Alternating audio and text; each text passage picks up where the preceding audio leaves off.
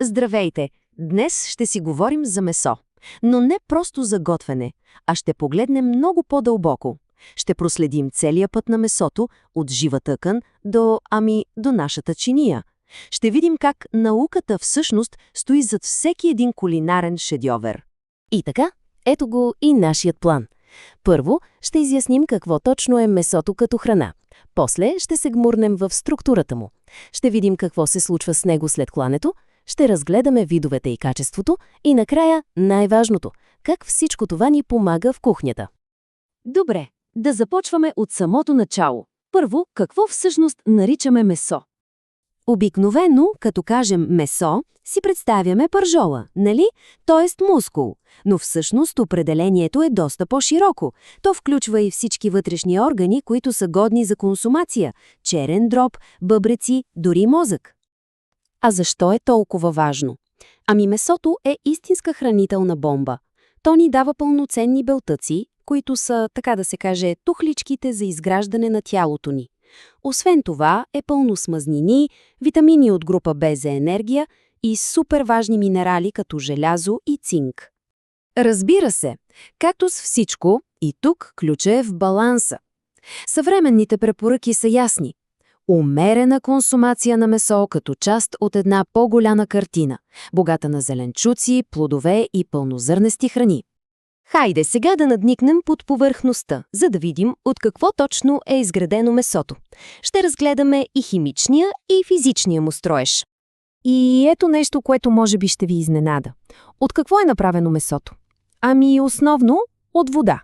Да, правилно чухте. Между 52 и цели 78% са вода. Точно това е тайната на сочността, но и причината месото да се свива толкова много, когато го готвим. А на физическо ниво, месото е смес от 4 основни тъкани.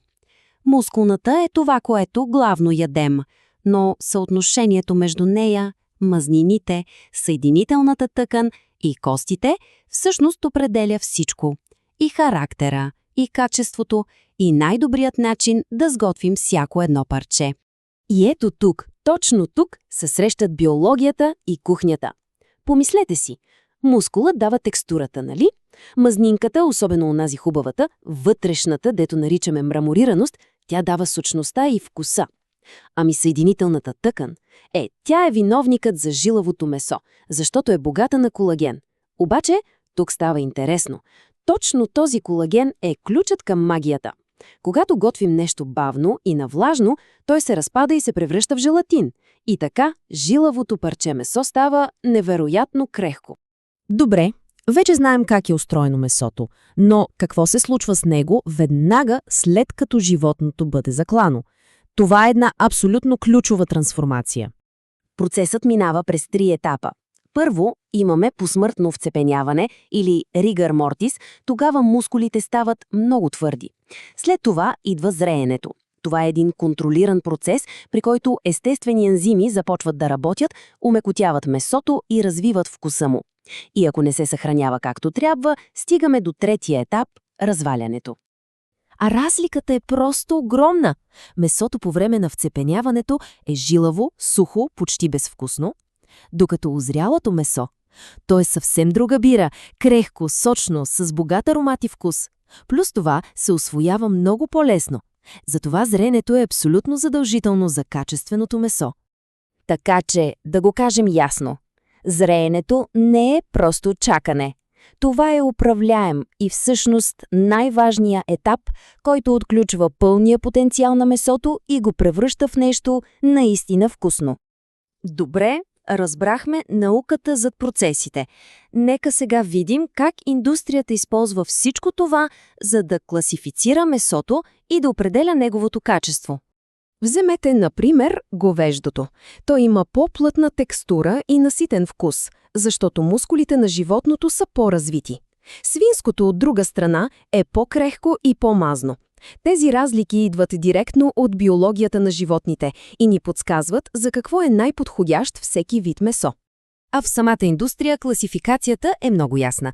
Гледа се видът и възрастта на животното, колко е охранено, как е обработено и в какво състояние е, охладено или замразено. Тази система е важна, за да се гарантира качество и постоянство на пазара. И ето, че стигнахме до най-вкусната част. Как прилагаме всичко това в кухнята? Ето го и златното правило. Ако трябва да запомните само едно нещо от всичко до тук, нека да е това.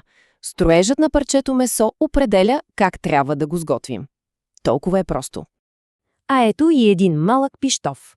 Меса с много съединителна тъкан като джулан или врат. Тях ги готвим бавно и навлажно, за да се стопи колагенът. Крехките части, като филе или бонфиле. Тях ги мятаме набързо на силен сух огън, за да си останат крехки. Повече мазнина означава посочно ястие, а озрялото месо винаги, ама винаги е по-добрият избор. В крайна сметка, когато един готвач разбира защо месото има определена структура, той вече знае и как да го сготви перфектно. Всеки път. И точно това знание превръща готвенето от просто следване на рецепти в истинско майсторство. И за финал един въпрос за размисъл. След всичко, което си говорихме, коя част от животното би била най-подходяща за една перфектна пържола? И най-важното, защо точно тя?